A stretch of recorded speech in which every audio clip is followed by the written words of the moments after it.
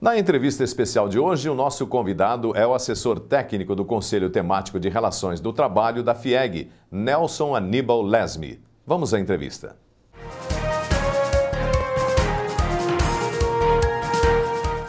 Aqui ao meu lado está Nelson Aníbal, que é assessor do Conselho Temático de Relações do Trabalho da FIEG.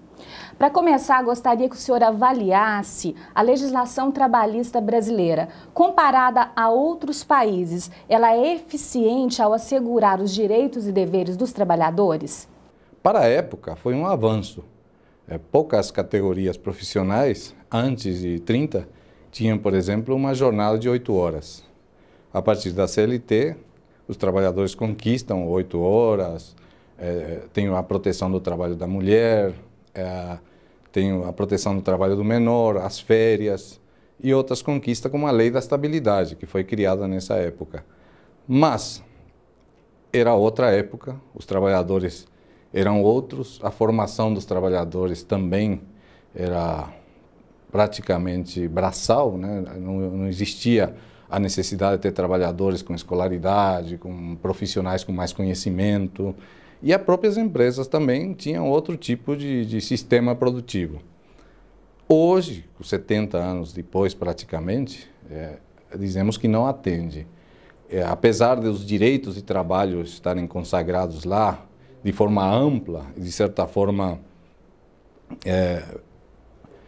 se acredita que beneficia os trabalhadores, o que acontece é o contrário. Se a gente for olhar os praticamente 50 milhões de trabalhadores da informalidade, ele não beneficia todo mundo. Quem está protegido dentro da lei, muito bem para ele, mas e os que não estão protegidos? Ou seja, a CLT hoje já não consegue proteger as novas formas de trabalho que esse novo mundo globalizado, de tecnológico, está acontecendo. Em relação às empresas, é muito comum ouvir queixas de empresários a respeito da legislação trabalhista brasileira. De que forma que ela prejudica o setor produtivo? Quando a lei é igual para todo mundo, todas as empresas têm que estar, digamos assim, cumprindo a legislação trabalhista, e ela é bastante rígida, é bastante burocrática e complexa. Nós temos que entender que existem diversos tipos de empresas. Existe a empresa pequena, ela tem que cumprir a legislação assim como a grande empresa cumpre. Às vezes a empresa pequena não tem acesso à tecnologia, não tem acesso à informação e ela tem que cumprir. Como ela não consegue cumprir, acaba muitas delas correndo o risco da informalidade. Nós temos agora algumas propostas de mudança na legislação, como a própria lei que regulamenta o uso do registro eletrônico de ponto. Qual a opinião do senhor a respeito dessas mudanças? O que essa lei propõe é que o trabalhador, toda vez que ele for registrar seu ponto, ele tem um comprovante. Assim como você vai num caixa eletrônico do banco, você tira um comprovante. Toda vez que o trabalhador registra seu ponto, a hora de entrada, a hora de saída, ele tem que ter um comprovante. Imagina isso no final do ano, uns 500 comprovantes que o trabalhador tem que ter. Isso, diz quem criou a portaria, é para assegurar os direitos dos trabalhadores. Mas existem outras formas de assegurar os direitos do que criar um custo a mais, um custo adicional a mais para as empresas. Em relação à proposta de redução da jornada de trabalho de 44 para 40 horas. A redução da jornada de trabalho já foi proposta em vários países via legislação. Eu queria deixar bem claro aqui que a indústria não é contra a redução da jornada de trabalho, ela se posiciona contra a imposição legal da redução de jornada de trabalho para todas as empresas. Nós temos um instrumento que é a Convenção Coletiva de Trabalho, que é um instrumento negociado, são regulações de trabalho negociadas, que são bem melhores para acordar uma redução da jornada de trabalho. Alguns países que adotaram via imposição legal já voltaram atrás. Pelo menos 5 estados brasileiros já adotam o salário mínimo regional. Goiás ainda não, isso ainda está sendo discutido aqui. Isso seria viável aqui no estado? A resposta é quase a mesma da questão da redução da jornada de trabalho. Outra vez, o instrumento melhor é a Convenção Coletiva de Trabalho. Há também uma discussão aí no Congresso a respeito de mudanças na lei no que se refere à demissão sem justa causa. Qual que é a opinião do senhor a respeito? Uma volta ao passado. Nós já tínhamos isso na época da implantação da CLT de Vargas. Nós tínhamos a lei da estabilidade, tanto para o funcionário público quanto da iniciativa privada.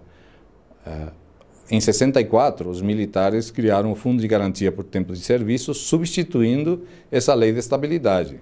Então, a volta dele é uma volta ao passado. Hoje, o Fundo de Garantia por Tempo de Serviço garante uma poupança tanto para o trabalhador quanto para as empresas, para que essa indenização não seja muito pesada no momento que a empresa tem que substituir o trabalhador por vários motivos, que às vezes não necessariamente se justifique a demissão, mas a empresa pode modificar seu processo de produção, pode modificar sua tecnologia, pode automatizar, inclusive, que às vezes é necessária uma demissão. Para finalizar, o que seria necessário mudar na legislação trabalhista brasileira para que ela não seja um entrave para as empresas e, ao mesmo tempo, assegure os direitos dos trabalhadores? Garantir a livre negociação, aumentar o poder da livre negociação. Os sindicatos laborais precisam ser fortes o suficiente para criar condições de regulação de trabalho e melhorar a qualidade de vida dos trabalhadores que integram a sua categoria econômica. E os sindicatos precisam voltar a cumprir esse papel de defesa de interesses. As partes entendem muito melhor as relações de trabalho do que o governo. Sr. Nelson Aníbal, muito obrigada por sua participação aqui no Jornal da Indústria e até a próxima oportunidade. Eu que agradeço. Obrigado. Confira agora as ofertas de estágio do Instituto Evaldo Lodge.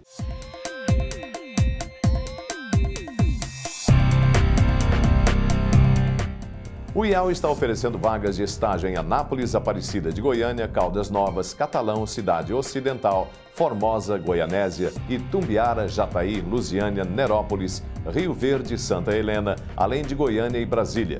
São oferecidas vagas em diversos cursos de nível superior, cursos técnicos e para o ensino médio.